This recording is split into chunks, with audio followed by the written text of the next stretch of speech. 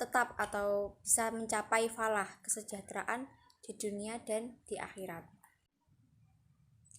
Dalam hal muamalah nantinya seperti contoh praktik bisnis ini, nanti kita tidak hanya berhubungan dengan muslim saja, sesama muslim saja, tapi juga nantinya kita akan berhubungan dengan non muslim.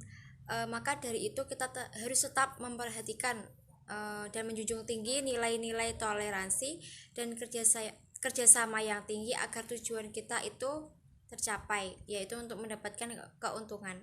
Dan harus tetap memperhatikan nilai-nilai agama Islam, yaitu dengan tidak menghalalkan segala cara untuk mendapatkan suatu keuntungan. Karena biasanya kalau kita sudah berhubungan dengan ekonomi ya atau bisnis, itu kadang memang selalu ada godaannya atau diiming-iming lah, termotivasi untuk terjun kepada hal-hal yang tidak baik. Nah, itu tidak boleh. Maka di sini etika mempunyai peran yang sangat penting untuk menghandle perilaku kita dalam mengelola bisnis.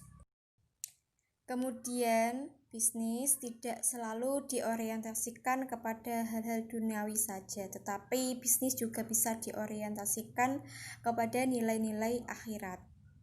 Apabila kita dalam menjalankan bisnis tersebut, kita niatkan ibadah hanya karena Allah Subhanahu wa Ta'ala dan selalu melibatkan Tuhan di dalam setiap aktivitas kehidupan kita.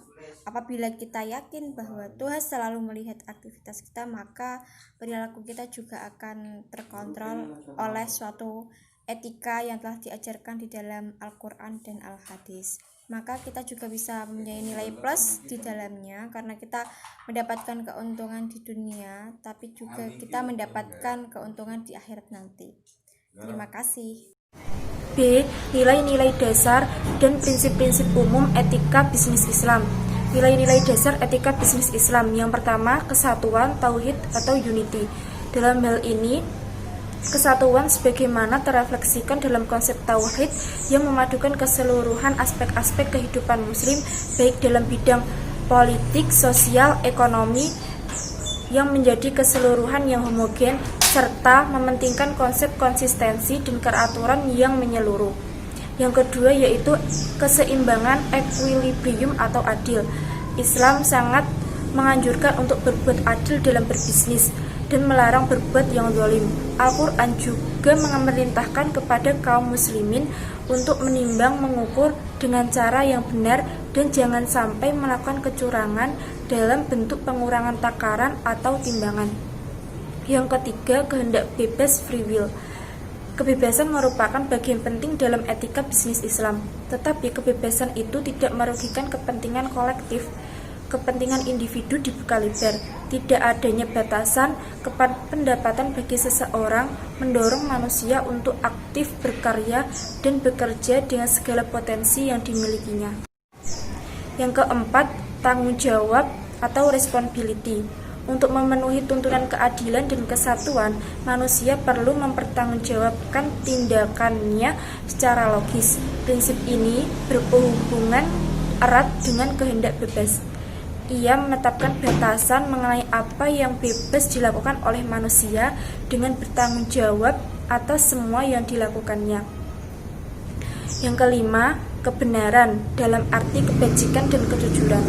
Kebenaran dalam konteks ini selain mengandung makna kebenaran lawan dari kesalahan, mengandung pula dua unsur, yaitu kebajikan dan kejujuran.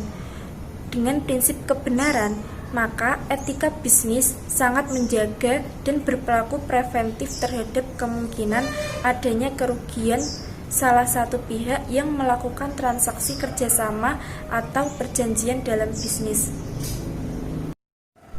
Prinsip-prinsip umum etika bisnis Islam sesuai dengan ajaran Nabi Muhammad SAW.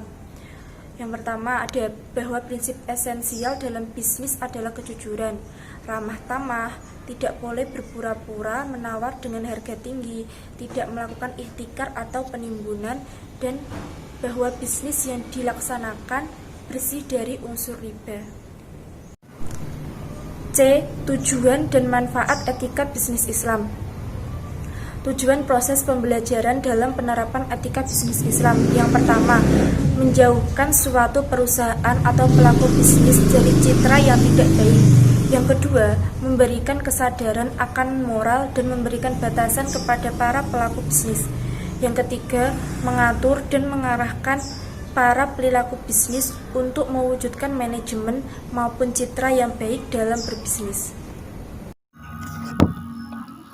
Manfaat proses pembelajaran dan penerapan etika bisnis Islam. Yang pertama, dapat meningkatkan kredibilitas suatu perusahaan karena etika telah dijadikan sebagai corporate culture. Yang kedua, dapat membantu menghilangkan gray area atau kawasan kelabu di bidang etika. Yang ketiga, menjelaskan bagaimana perusahaan menilai tanggung jawab sosialnya. Yang D, yaitu penerapan etika dalam praktik bisnis Islam. Saya mengambil 2 contoh. Yang pertama, dalam konteks produsen dan konsumen, dan yang kedua, dalam industri perbankan syariah. Yang pertama yaitu penerapan etika dalam praktik bisnis Islam dalam konteks produsen dan konsumen. Pengimplementasian etika bisnis Islam dalam konteks ini yaitu menyangkut hubungan perusahaan dengan pekerja adalah keharusan bagi keduanya untuk menghormati privasi masing-masing. Pekerja harus menjaga nama baik dan kerahasiaan perusahaan, begitu juga sebaliknya. Perusahaan juga harus menjaga nama baik dan rahasia kejelekan pekerja. Singkatnya, kedua belah pihak berkewajiban membangun hubungan dialogal dan manusiawi dan menghindari suasana hubungan konfliktual yang dapat merugikan kedua belah pihak. Sebagaimana yang sudah dijelaskan dalam Quran Surat Al-Mumtahanah ayat 8. Yang kedua yaitu penerapan etika dalam praktik bisnis Islam dalam industri perbankan syariah. Pengimplementasian etika bisnis Islam dalam konteks ini adalah dengan membentuk lembaga-lembaga pendukung perbankan syariah, baik di tingkat internasional maupun di tingkat nasional.